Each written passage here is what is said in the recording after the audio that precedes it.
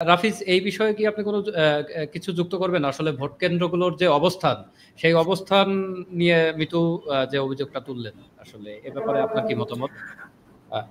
আমি অবশ্যই মিতুর সাথে অনেকটা একমত, এবং আমি যেটা শুনলাম যে টিএসসি তে প্রায় 14,000 ভোটার ভোট দিবে। 2019 সালের ডাকসুর যে এক্সপিরিয়েন্স আমাদের, বিশেষ করে আমরা দুইজনই 18-19 বর্ষের শিক্ষার্থী, তখন আমরা দেখেছিলাম লাইন জ্যামিং থেকে শুরু করে মানে একটা দীর্ঘসূত্রিতা সেটার একটা সংকট আসলে এখন দেখা দিয়েছে।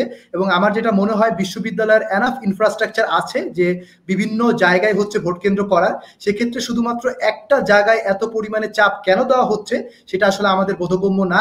আমাদের বিভিন্ন ধরনের একাডেমিক বিল্ডিং রয়েছে, আমাদের বিভিন্ন ধরনের আরো ইনফ্রাস্ট্রাকচার রয়েছে, সেটাকে আমরা যাতে সর্বোচ্চ কাজে লাগাতে পারি এবং প্রত্যেকটা বুথে যাতে আমরা ভোটটা কাস্ট করতে পারি। এবং মানে এখানে অনেকগুলো ব্যাপার আসে। ধরেন আপনাকে যদি ভোট কেন্দ্রে দেওয়া হলো, আপনাকে যদি বলা হলো যে 2 থেকে 3 মিনিটের মধ্যে আপনি ভোট দিয়ে আসেন, আপনি কিভাবে 48টা ভোট বা 50টা ভোট আপনি দিয়ে আসবেন? প্রত্যেকটা শিক্ষার্থীদেরকে এনাফ সময় দিতে হবে এবং একই সাথে সাথে সবাইকে সুযোগ দিতে হবে। সেক্ষেত্রে দুইটা বিষয় আমি মনে করি।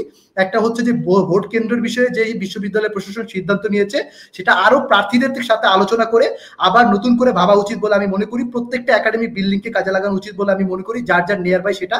এবং একই সাথে সাথে আমি মনে করি যে বিশ্ববিদ্যালয় প্রশাসন যে ভোটের যে সময় যেটা বেঁধে দিয়েছে, আমার মনে হয় যে যদি প্রয়োজন হয় সকল শিক্ষার্থীদেরকে ভোটের আওতায় আনার জন্য এবং যাতে শিক্ষার্থীদেরকে তাড়াহুড়ো না করে যোগ্য প্রার্থীকে ভোট দিতে পারে, সেজন্য ভোটের সময়সীমাটা নিয়েও একটু চিন্তা করতে পারে বলে আমার মনে হয়। এবং একই সাথে সাথে এটা পুরোপুরি অবাস্তবিক যে হচ্ছে টিএসসি তে 14,000 ভোট কাস্ট করা, এতগুলো সক্ষমতা আসলে টিএসসির নেই। আর টিএসসি কোনো একাডেমিক পরিসরও না, টিএসসির সেই সক্ষমতা আছে বলে আমি মনেও করি না। সেটা করা যেতে পারে, কিন্তু খুব সীমিত পর্যায়ে অন্যান্য একাডেমিক বিল্ডিংগুলো যাতে কাজে লাগানো হয় ভোটের ক্ষেত্রে, সেটার জন্য আমি বিশ্ববিদ্যালয় প্রশাসনকে অনুরোধ করছি।